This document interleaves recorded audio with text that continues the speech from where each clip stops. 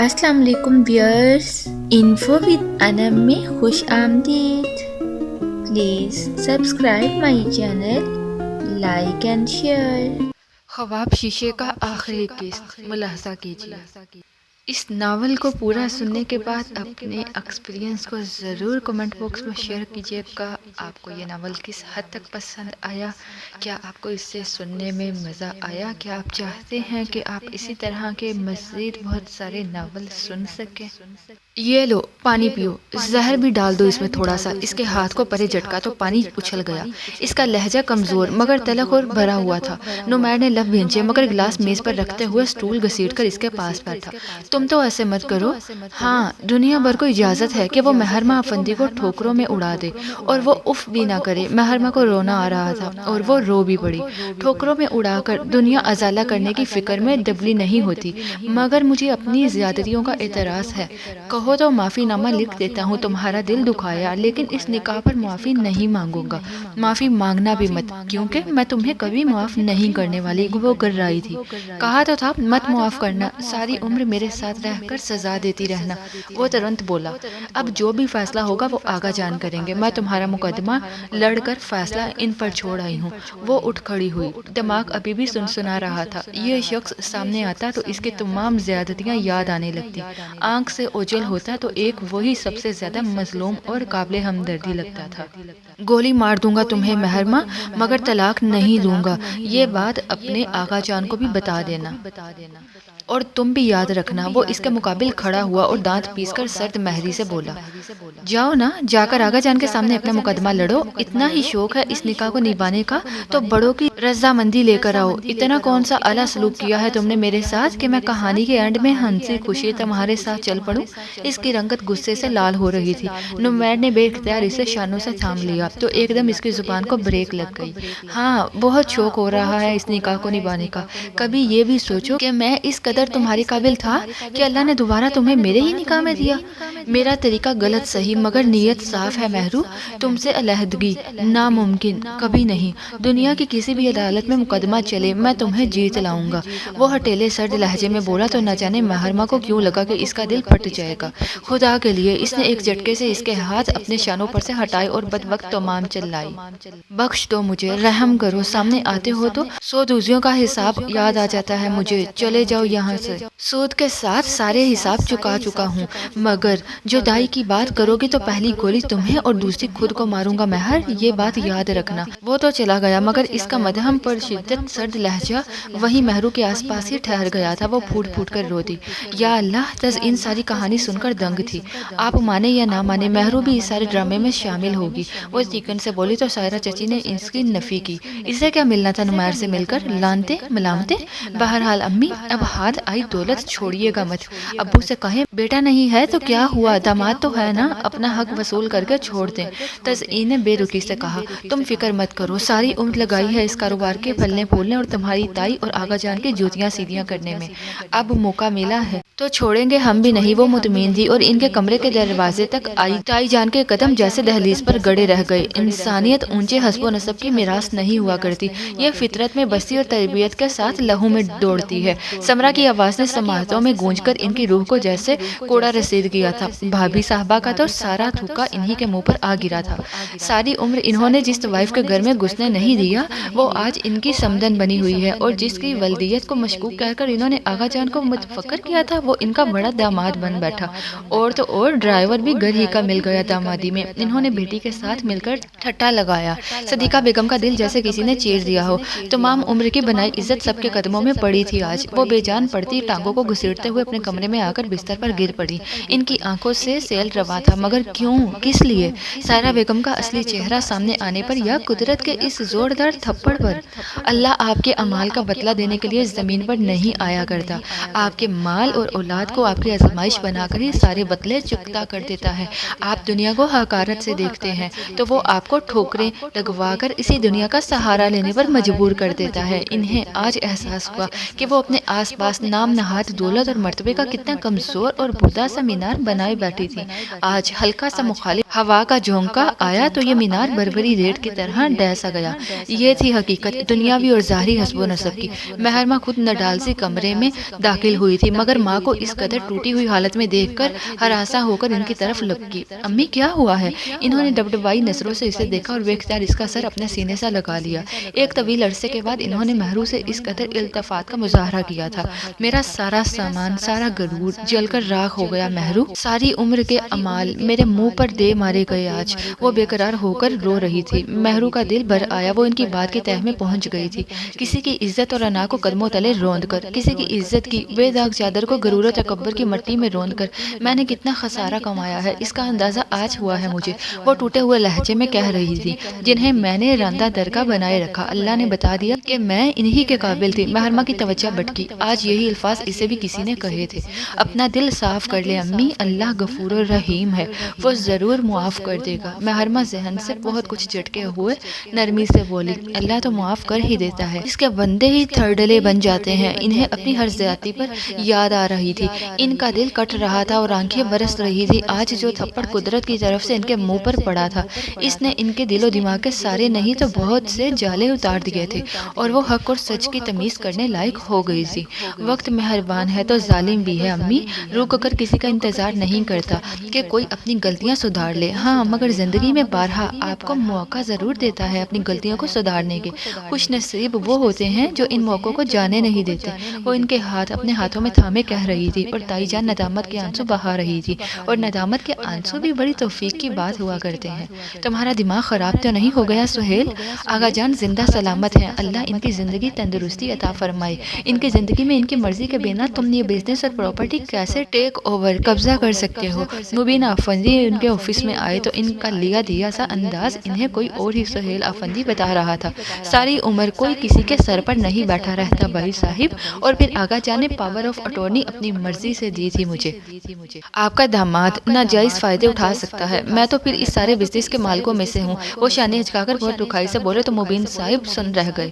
تمام عمر خود کو بے ضرر اور غیر جانبدار بنا کر پیش کرنے والے سہیل افندی اور ان کی بیوی نے ایک دم سے ایسا چولا اتارا تھا کہ ان کا اصل روپ دیکھ کر سب شوق میں تھے۔ وقت کا چکر ان کے سامنے ایک موقع لایا تھا تو انہوں نے رنگ بدلتے دیر نہیں لگائی تھی۔ شرم کرو سہیل، وہ بادقت کہہ پائے۔ شرم یا عقل؟ وہ مطمئن تھے۔ وقت پر صحیح فیصلے نہ کرنے والوں کو وقت بہت ٹھوک پیٹ کر سیدھی راہ پر لایا کرتا ہے سہیل، ہم سب کی مثال تمہارے سامنے ہے، وہ دکھ سے بولے۔ سہیل افندی کے ارادے انہیں صاف دکھائی دے رہے تھے، مگر کسی کی مرضی سمجھنے کی نہ ہو تو آپ کے لاکھ دلائل بھی اسے سمجھا نہیں سکتے۔ جب سب کچھ ہاتھوں سے نکل رہا ہو تو ایسی ہی نصیحتیں یاد آیا کرتی ہیں۔ انہوں نے تو مسخر اڑایا۔ بات وہ نہیں ہے سہیل، میں تمہیں اس گڑھے میں گرنے سے بچانا چاہتا ہوں جس میں ہم برسوں تک گرے رہے ہیں۔ انہوں نے تحمل کا دامن ہاتھ سے نہ چھوڑا تھا، مگر کوئی نیکی کا چراغ تھام کر سیدھا راستہ دیکھنے کو راضی ہو تو نہ۔ آپ آغا جان کو خود سمجھا لیں گے تو انہیں دکھ کم ہوگا بھائی صاحب، ان کی عمر نہیں ہے اب بزنس کے بکھیڑوں سے نپٹنے کی، اور جہاں تک بات ہے وراثت کی تو تلال ہمارا داماد بھی ہے اور بیٹا بھی، اسے ساتھ رکھیں گے ہم۔ وہ ساری جمع تفریق کر کے بیٹھے ہوئے تھے۔ مبین صاحب کو احساس ہوا کہ آج جس پوزیشن پر سہیل بیٹھ کر ناخدا بننے کی کوشش کر رہے تھے وہ واقعی انسان کے لیے کتنا بڑا امتحان تھی۔ آپ کا رشتوں میں برابری رکھنا، حسن سلوک اور ایمانداری ایسے مقام پر بیٹھ کر ہی امتحان میں پڑا کرتی ہے۔ وہ کرسی گھسیٹ کر اٹھ کھڑے ہوئے۔ میں اس مقام سے گزر چکا ہوں سہیل، اور نہیں چاہتا کہ تم بھی ویسے ٹھوکریں کھا کر سنبھلو جیسی میں نے کھائی ہیں۔ انہوں نے رنجیدگی سے آخری کوشش کی، کہیں آپ کا تو ارادہ بدل نہیں گیا؟ نمیر کو موہت کے روپ میں دیکھ کر وہ معنی خیز نظروں سے انہیں دیکھ کر بولے تو مبین صاحب نے جبڑے وینچے، اس نے تو جو کیا ہے اس کی سزا پائے گا بھی، مگر تم بھی یہ وقت یاد رکھنا سہیل جب میں تمہیں اس قدر خود سری سے روک رہا تھا۔ اللہ تعالیٰ تمہارا حامی و ناصر ہو، وہ آزردی سے کہہ کر ان کے آفس سے نکل آئے۔ سہیل افندی نے سر جھٹکا تھا۔ اللہ اکبر! ملاحہ تو مہرو کی زبانی سارا ماجرا سن کر دنگ ہی رہ گئی تھی۔ آپ بھی یہ کسی فلم کی کہانی سنا رہی ہو کیا؟ فلم ہی سمجھ لو، اور اب پتا کر کے یہ بھی بتا دو کہ کون کون شامل تھا اس فلم کی کاسٹ میں۔ محرمہ نے ٹرے میں فریش جوس کے 3 گلاس رکھ کر کر لاتے کبیر خان کو تیکھی نظروں سے دیکھا۔ وہ کھچل سا ہوا، ٹرے مہرما کے سامنے کی تو اس نے خفا خفا سی صورت کے ساتھ گلاس اٹھا لیا۔ کبیر نے ایک گلاس اپنی حق تک بیٹھی بیوی کو تھمایا اور اپنا گلاس لیے سامنے صوفے میں دنس گیا۔ وہ آڑو کا فریش جوس بنا کر لایا تھا۔ یعنی کہ آپی، تمہارا نکاح نمیر بھائی یعنی کہ موہت بھائی سے ہی ہوا ہے؟ ملاحہ کی بے انتہا خوشی کو مہرو نے ناپسندیدگی سے دیکھا تو وہ دبک کر رہ گئی۔ جھوٹ نہیں بولوں گا۔ ذرا دیر کے توقف کے بعد کبیر نے ان دونوں کی گھورتی نگاہوں کی تاب نہ لاتے ہوئے بات کا آغاز کیا۔ مجھے ملاحہ سے شادی کے بعد اس بات کا پتہ چلا تھا، وہ بھی شاید انہیں مجھ پر اعتماد ہو گیا تھا اس لیے، اور تم نے ہم میں سے کسی کو بتایا کیوں نہیں آ کر؟ ذرا تو وفاداری کا ثبوت دیتے۔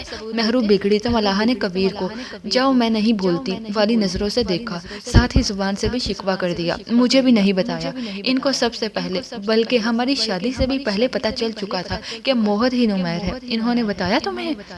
کبیر نے مہرما کی طرف اشارہ کرتے ہوئے الٹا اس سے پوچھا تو ملاحہ کا منہ حیرت سے کھلے کا کھلا رہ گیا۔ تحیر سے مہرو کو دیکھا۔ مہرو کو پتہ چل گیا کہ کبیر کو یہ ساری معلومات کس نے فراہم کی تھی۔ اس کے دل میں نمیر کے لیے گالیاں آئیں، چہرہ خفت اور غصے سے لال پڑا۔ میں صرف تم لوگوں کی خاطر چپ رہ گئی، وہ نہ ہوتا تو پتہ نہیں تمہاری شادی ہو بھی پاتی یا نہیں۔ یا اللہ، مجھے تو یہ سمجھ نہیں آ رہی کہ کیا ری ایکشن دوں، غم کا یا خوشی کا؟ ملاحہ ڈبل مائنڈڈ ہو رہی تھی۔ نام بدل جانے سے بھائی کا رشتہ تو نہیں بدل گیا، اور نہ ہی اس کے احسانات۔ کبیر نے اسے تادیبی انداز میں کہا تو ملاحہ شرمسار جلدی سے بولی، بالکل، واقعی مجھے تو بس اس انکشاف پر حیرت ہو رہی ہے کبیر، ورنہ میرے لیے تو نمیر ہونے کے باوجود انہوں نے ایک بھائی ہی کی طرح سوچا۔ یہ تو تم کہہ رہی ہو، ذرا امی یا ابو سے پوچھو۔ مہرما نے طنز کیا، پھر صاف گوئی سے بولی، ہمارا سگا بھائی ہوتا تو تمہاری ٹانگیں توڑ کر اندر ڈال دیتا، مگر کبیر سے تمہاری شادی نہ ہونے دیتا، کجا کے خود شادی کروانا۔ اس نے یہ سب صرف آقا جان اور ہمارے گھر والوں کو نیچا دکھانے کے لیے کیا تھا، مہرو تلخی سے بولی۔ ملاحہ کا منہ حیرت سے کھلا رہ گیا، جبکہ کبیر متاسفانہ سر ہلا کر جوس پینے لگا۔ اب کیا ہوگا آپی؟ آقا جان تو ایک طرف رہے، ہمارے گھر والے بھی نمیر بھائی کے سخت دشمن ہیں۔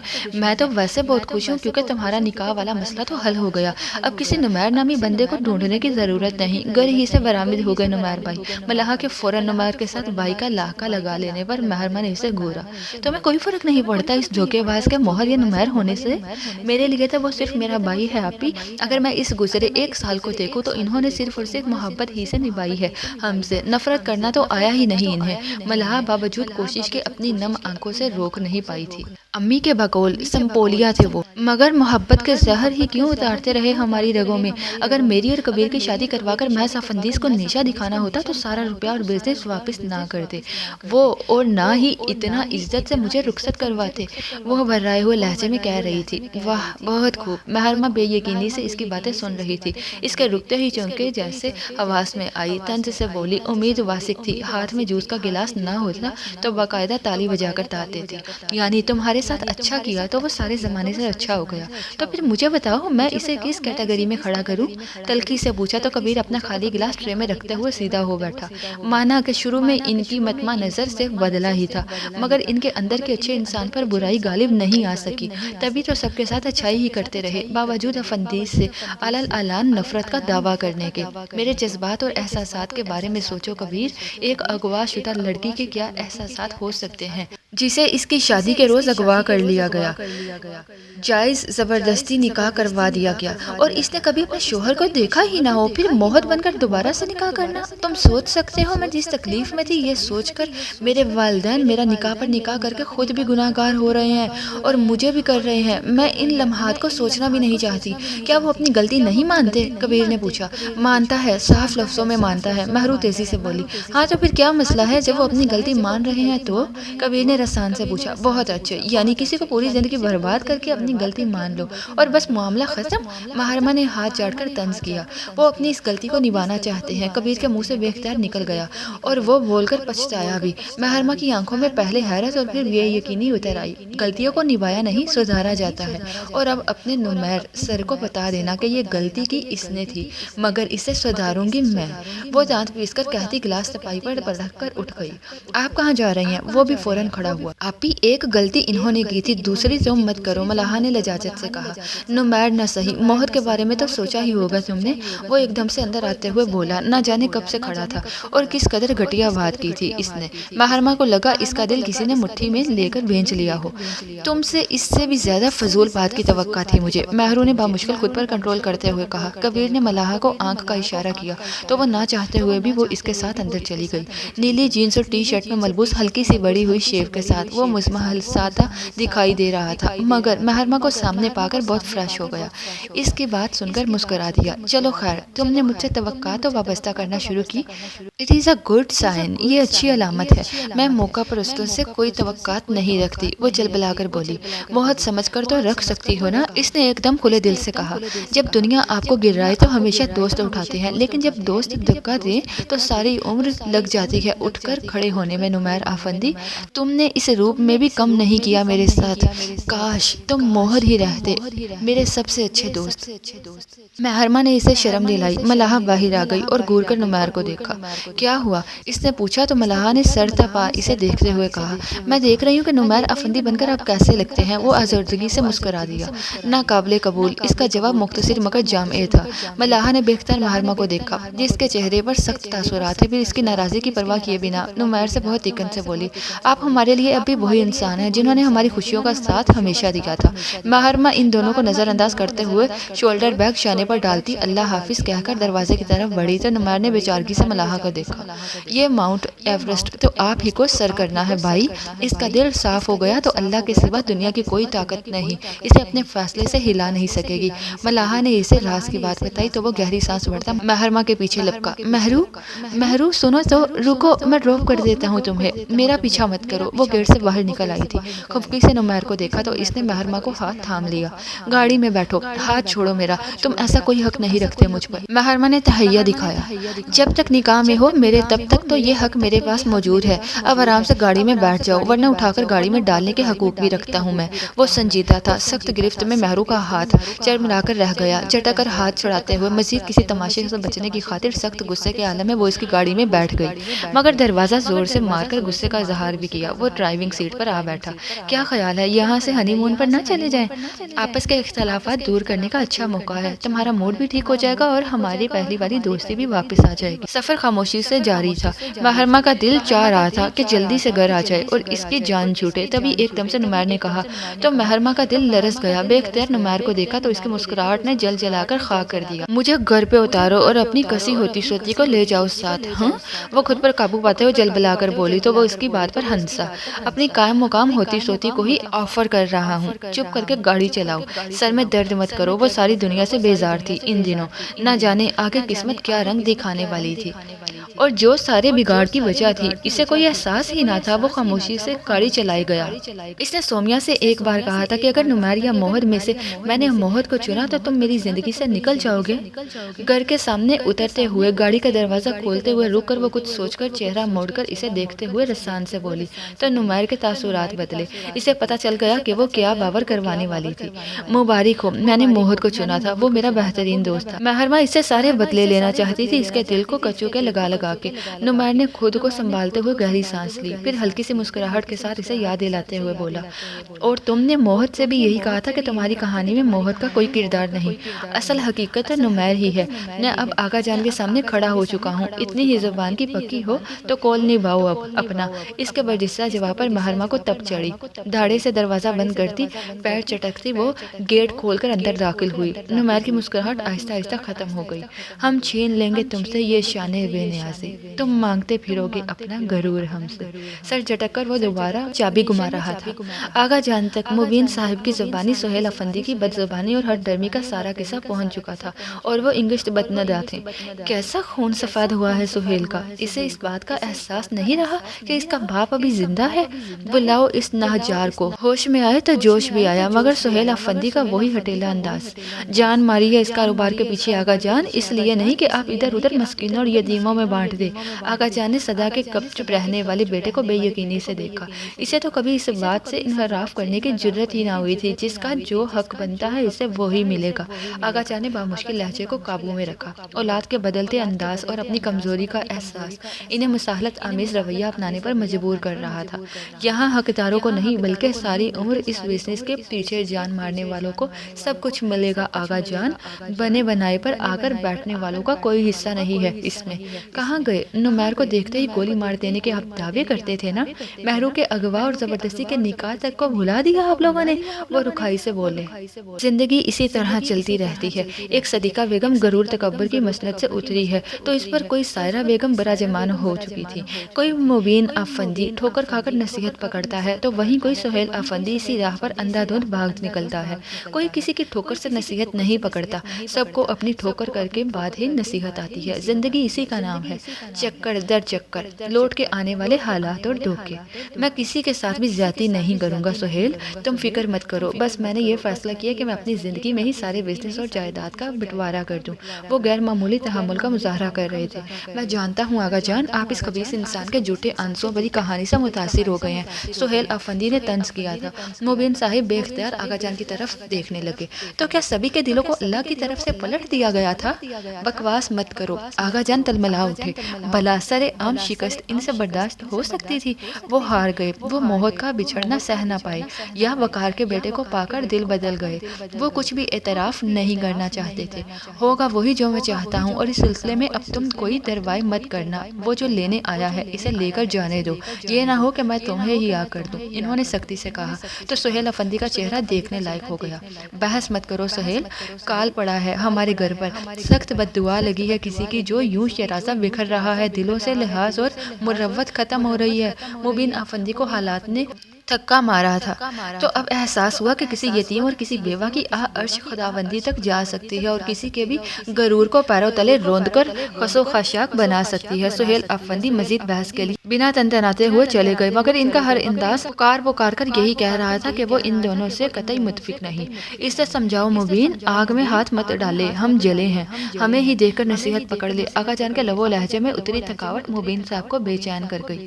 آغا جان، آپ نے وقار کے بیٹے کو تسلیم کر لیا ہے؟ بے یقینی سے انہیں دیکھا، مجھے موت کی خبر نے ہلا کر رکھ دیا ہے مبین، میری نسل بے نام و نشان ہو رہی تھی اور مجھے پتہ بھی نہیں چلا، وہ میرا لاڈلا، میرے باپ دادا کی نسل کا امین کب سسک کر چل بسا مجھے خبر ہی نہ ہوئی، اور میں اس دولت اور انا کے نشے میں چور زمینی خدا بن کر بیٹھا رہا۔ ان کی آنکھیں نم ہوئیں اور آواز بھر آ گئی۔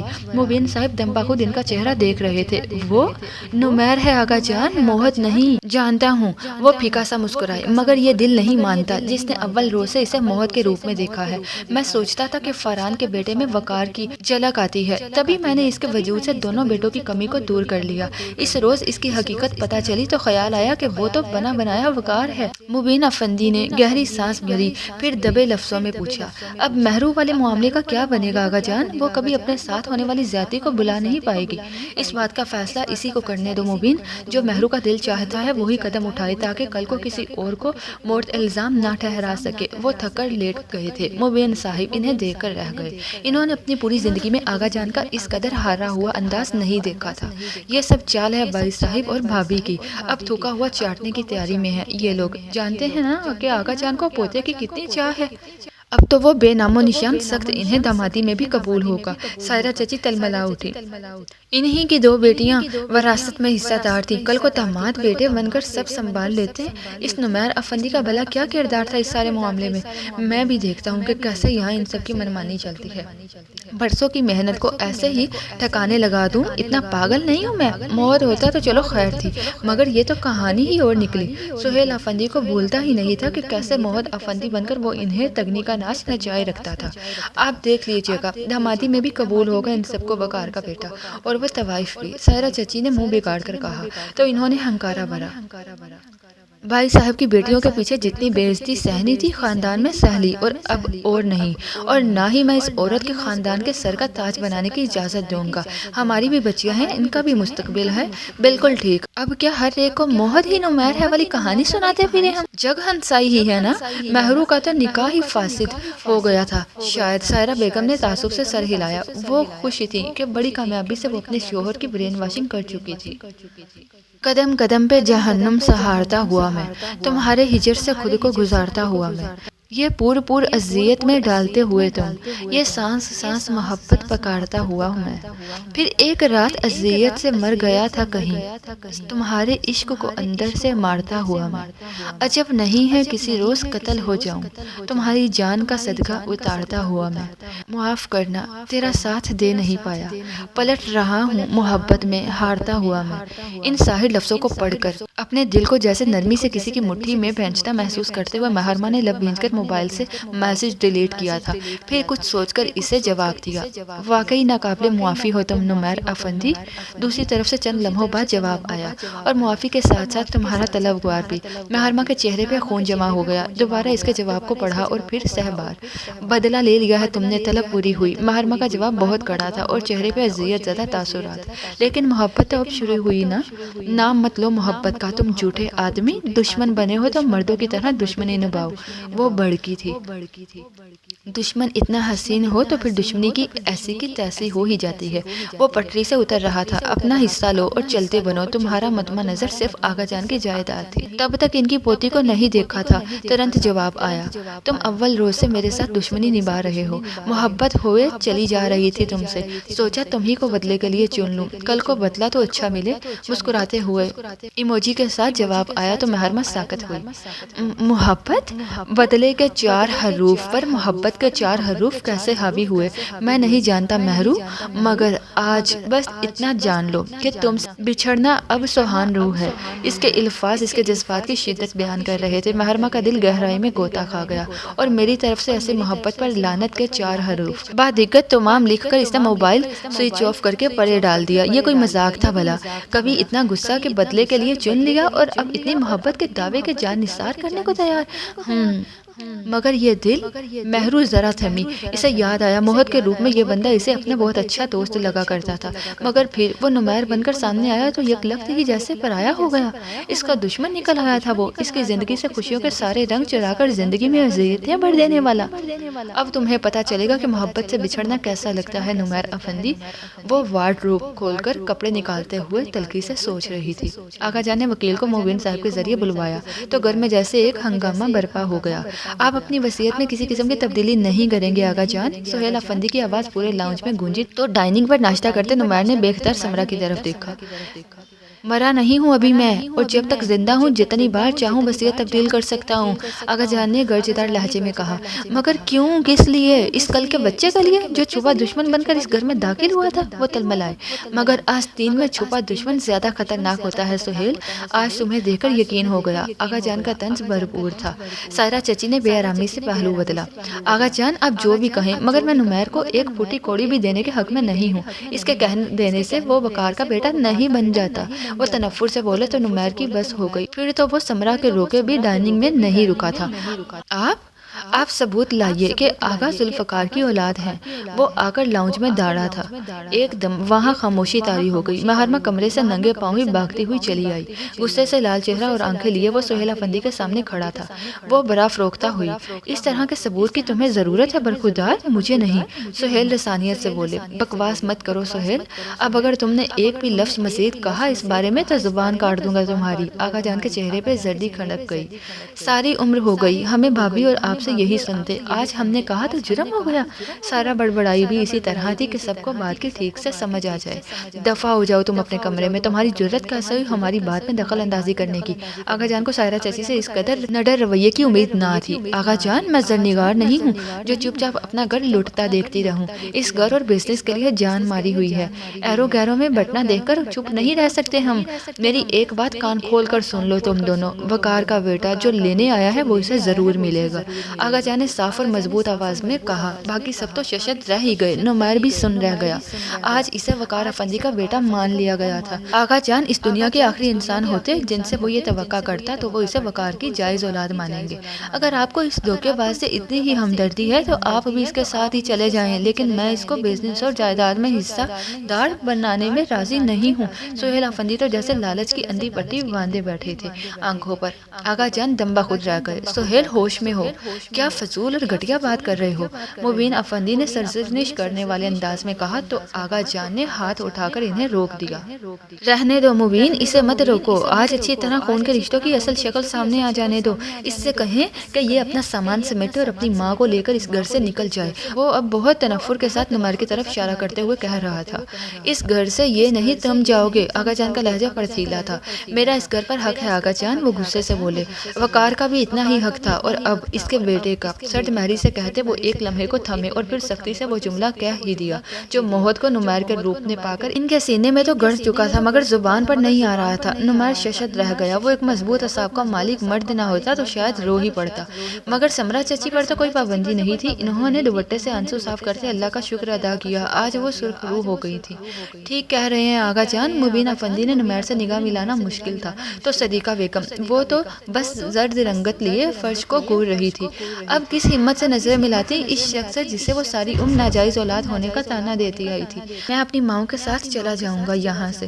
آپ کی یہ دولت اور جاہ و حشمت آپ کو مبارک ہو جس کی وجہ سے آپ کا خون سفید ہو رہا ہے، نمیر نے سہیل کو مخاطب کر کے سرد لہجے میں کہا۔ پھر آغا جان کی طرف پلٹا، میں اس جائیداد کے لالچ میں آیا ہوتا تو جب سب کچھ میرے ہاتھ میں تھا تبھی یہاں سے چلا جاتا، مگر میں اس گھر میں اپنا نام اور مقام لینے آیا تھا جو آج مجھے مل گیا۔ بہت شکریہ آغا جان۔ اس کی باتیں آغا جان کے اعصاب پر گہرا اثر ڈالا۔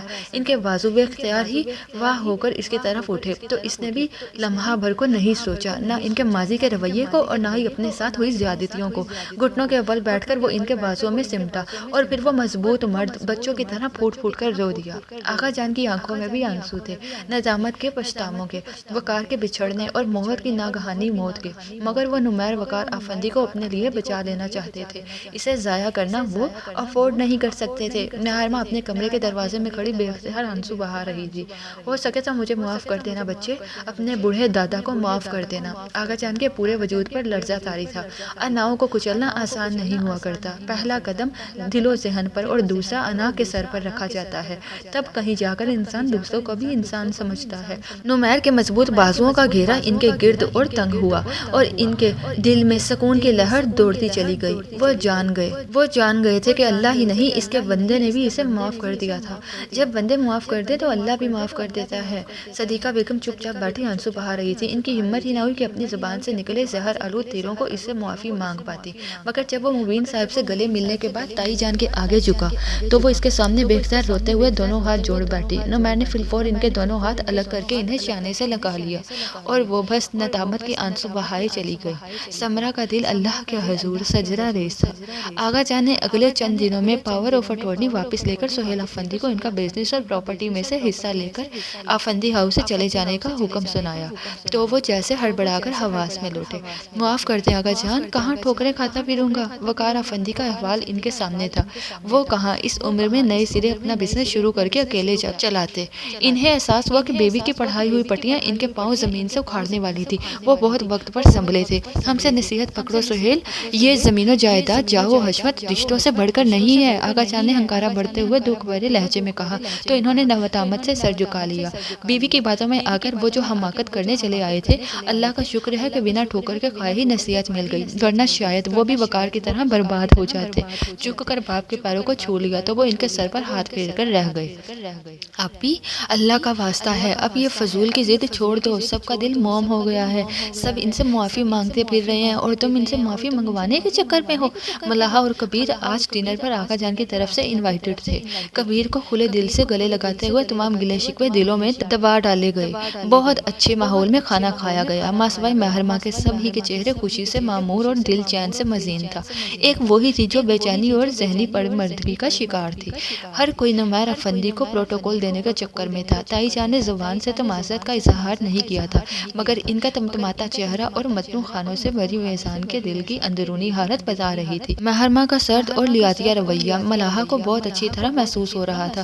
اس نے کھانے کے بعد کمرے میں اسے جا لیا۔ اس نے میرے ساتھ کیا کیا ہے وہ تمہیں دکھائی نہیں دیتا؟ آپی، وہ تم ہی تھی نا جو نمیر بھائی کو مشورے دیا کرتی تھی کہ ان سب کی طرح مت بنو؟ ملاحہ نے اسے یاد دلایا، مگر پھر بھی اس نے مجھ سے بدلہ لیا ہے۔ معاف کرنا سب سے افضل عمل ہے آپی۔ نمیر بھائی کو دیکھو، کیا کچھ نہیں سنا اور سہا انہوں نے، مگر وقت آیا تو ایک ہی بار میں معاف کر دیا سب کو، کسی کے منہ پر کوئی بات نہیں ماری۔ اچھا، میرا دماغ مت کھاؤ اب، مہرو نے اسے جھڑک دیا۔ اب یہ مت کہنا آپی کہ تم ابھی تک طلال بھائی کو نہیں بھولی۔ اچانک سوچ کے زیر اثر ملاحہ نے بے اختیار کہا تو محرمہ کو غصہ آیا۔ فضول باتیں مت کرو، طلال کا کیا ذکر یہاں؟ تو پھر کیا مسئلہ ہے تمہارے ساتھ آپی؟ کہاں تو آغا جان کے سامنے ان کا مقدمہ لڑ رہی تھی، اور اب جب کہ سب نے ان کی حیثیت کو قبول کر لیا تو تم اپنی الگ سے ڈیر اینٹ کی مسجد بنا کر بیٹھ گئی ہو۔ ملاحہ تپی۔ تو کیا کروں، چپ چاپ رخصتی کروا لوں؟ وہ اس سے بڑھ کر تپی تھی۔ مجھے یقین ہے آپی، اگر عام حالات بھی ہوتے تو تم نمیر بھائی کے پروپوزل پر خوشی سے مر ہی جاتی۔ ملاحہ نے تھکن سے کہا۔ شٹ اپ، مہرو نے اسے گھورا۔ کوئی اور وجہ بھی ہو تو آپی، نکاح تو ہو چکا نا، وہ شرمندہ ہے، ازالہ کرنا چاہتے ہیں اپنی غلطی کا۔ ملاحہ زچ آئی۔ اور یہی میں نہیں چاہتی، وہ تڑک کر بولی۔ سلیپنگ سوٹ لیے واش روم میں گھس گئی تو ملاحہ سر پکڑ کر بیٹھ گئی۔ آغا جان کے سامنے وہ خفا سی رہی۔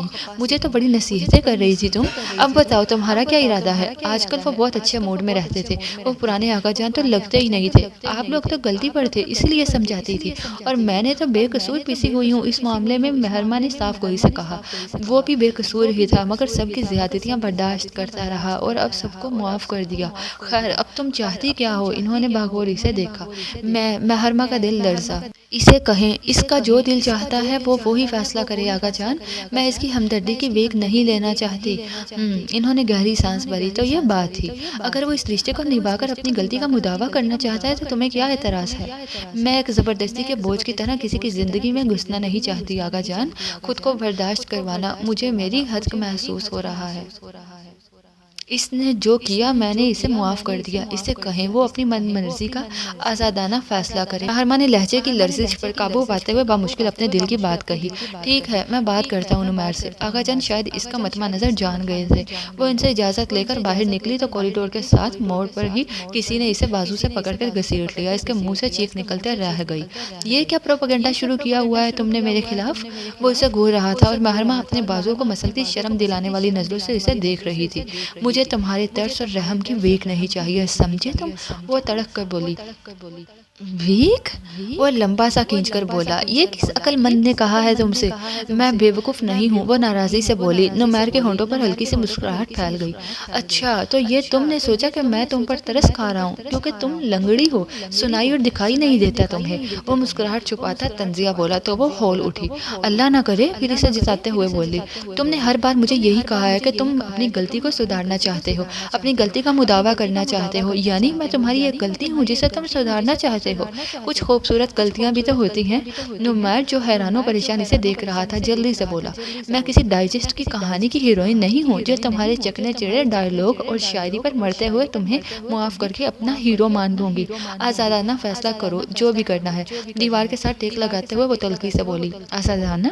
نمیر نے کہتے ہوئے گہری سانس بھری اور اس کے دائیں بائیں دیوار پر ہاتھ جمائے ذرا سا جھک کر اس کی آنکھوں میں دیکھا۔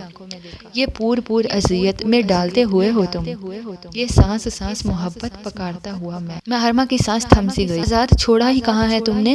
نہ مجھے نہ اس کمبخت دل کو۔ اب دل سے تمہاری محبت کا نکالتے نکالتے مر جاؤں گا تب یقین کرو گی میرا؟ مدھم لہجے میں شدت سمو کر کہا تو اس کے رہے سہے حواس بھی گم ہونے لگے۔ پلکیں یوں بوجھل ہوئی جیسے ان پر منو بوجھ لا دیا گیا ہو۔ فضول باتیں مت کرو، پیچھے ہٹو اور راستہ چھوڑو میرا۔ ایسے کیسے؟ معافی تو مانگ لوں اپنے کیے اور کہے کی۔ وہ اپنی مخصوص بہت خوبصورت مسکراہٹ کے ساتھ نرمی سے بولتا اس کی طرف جھکا تو محرمہ نے بوکھلا کر اس کے سینے پر ہاتھ جما کر جلدی سے کہا۔ کوئی ضرورت نہیں، میں نے بنا معافی تمہیں معاف کر دیا ہے۔ اتنی جلدی؟ اس کی ہمائیاں اڑتی دیکھ کر نمیر نے بمشکل اپنی ہنسی ضبط کی۔ میں چاہتا ہوں کہ اچھی طرح اپنے کیے کا ازالہ کروں، پھر تم مجھے معاف کرو۔ اس کے گال پر آئی بالوں کی لٹ کو اس کے کانوں کے پیچھے کرتے ہوئے وہ جیسے جرجری لے کر بیدار ہوئی اور جھک کر اس کے بازو کے نیچے سے سائڈ پر نکل گئی۔ مہر؟ وہ بے قرار ہوا۔ میں اس نکاح کو نہیں مانتی نمیر وقار افندی۔ وہ سنجیدہ تھی۔ نمیر نے اس کا ہاتھ تھاما۔ یوں قسطوں میں جان مت نکالو یار، اللہ کی قسم دل سے چاہنے لگا ہوں تمہیں۔ ایسے ہی تو نمیر وقار ہونے کے باوجود ذلیل نہیں ہوتا رہا تمہارے پیچھے۔ وہ مسکین بنا تو وہ جو اس وقت اس پل اس سے سارے بدلے لے لینا چاہتی تھی بے اختیار کھلکھلا کر ہنس دی۔ تو پھر؟ نمیر نے اس کا ہاتھ تھام کر اپنے پاس کرنا چاہا۔ تیسرا نکاح؟ محرمہ نے کہا تو وہ ٹھٹکا۔ کیا مطلب؟ میں واقعی ہمارے اس نکاح کو مشکوک سمجھتی ہوں نمیر وقار افندی، جو کسی سرپرست کی موجودگی کے بغیر ہوا تھا۔ دوسرا نکاح موہت کی ID کارڈ کے ساتھ ہوا، وہ تو ہے ہی باطل۔ اب تیسرا اور فائنل نکاح ہوگا ساری فیملی اور تمہارے ریئل ID کارڈ کے ساتھ۔ اف! نمیر نے بے اختیار 2 انگلیوں سے اپنا ماتھا چھوا تو وہ اپنی ہنسی دباتی جلدی سے بھاگ گئی۔ مگر پھر افندی ہاؤس میں وہ شام اتری پڑی جس میں سب گھر والوں کی موجودگی میں دوبارہ سے نکاح خواہاں کو بلا کر نمیر اور محرمہ کے نکاح کو بندھن میں باندھ دیا گیا۔ سر نکاح کو پورے ادب و احترام کے ساتھ لا کر دلہا دلہن کے ساتھ بیٹھایا گیا۔ ملائکہ اپنے شوہر اور بیٹے کے ساتھ شارجہ سے آ پہنچی۔ نکاح پر نکاح کیے جا رہی ہو، کسی ایک نکاح میں تو شریک ہو جاؤں۔ وہ فون پر ہنسی تھی۔ پہلی بار ایسا دلہا دیکھا ہوگا سب نے جو تیسری بار ایک ہی لڑکی کے ساتھ نکاح کروا رہا ہے۔ خوشی اور بے فکری کی چمچماہٹ چہرے پر لیے وہ نکاح کی مبارکبادیں وصول کرتا دلہن بنی مہرو کے ساتھ بیٹھے ہوئے بولا تو سبھی اس کی بات پر ہنسنے لگے، اور اب وہ محرمہ کے سامنے اس کی عدالت میں حاضر تھا۔ میں تو تمہارے روب حسن سے غائل ویسے ہی مرنے والا ہوں، پھر بھی اگر تم نے میرے لیے کوئی سزا سوچ رکھی ہے تو تم سزا دے کر اپنے دل کو تسکین پہنچا سکتی ہو۔ وہ واقعی دلہن بن کر بہت خوبصورت لگ رہی تھی اور کچھ بے انتہا چاہے جانے کا خیال۔ نمیر کی نگاہ اس کے چہرے سے ہٹتی نہ تھی۔ ہاں سزا سوچی تو ہے، وہ ہلکا سا کھنکار کر گویا ہوئی تو نمیر نے اس کی مہندی والا ہاتھ اپنے ہاتھوں میں تھام لیا۔ کیا؟ بے چینی سے پوچھا۔ یہی کہ تم تمام عمر اپنی غلطی کی معافی مانگتے رہو گے اور میں تمہیں کبھی معاف نہیں کروں گی، وہ کسی سلطنت کی ملکہ جیسے شاہانہ انداز میں بولی۔ اف، ہارٹ اٹیک ہوتے ہوتے بچا ہے۔ وہ دل پہ ہاتھ رکھ کر گہری سانس لیتا بستر پر گر سا گیا۔ محرمہ منہ پر ہاتھ رکھے بے ساختہ ہنستی چلی گئی۔ نمیر کی ہنسی بھی اس کی ہنسی میں شامل تھی۔ اللہ کی رضا کے لیے دوسروں کو معاف کرنے والے یوں ہی نوازے جاتے ہیں، ان کے دامن کبھی خوشیوں سے خالی نہیں رہتے۔ آج خواب شیشے کا تمام ہوا اور سب کرداروں کو ان کے خوابوں کی تعبیریں مل گئیں۔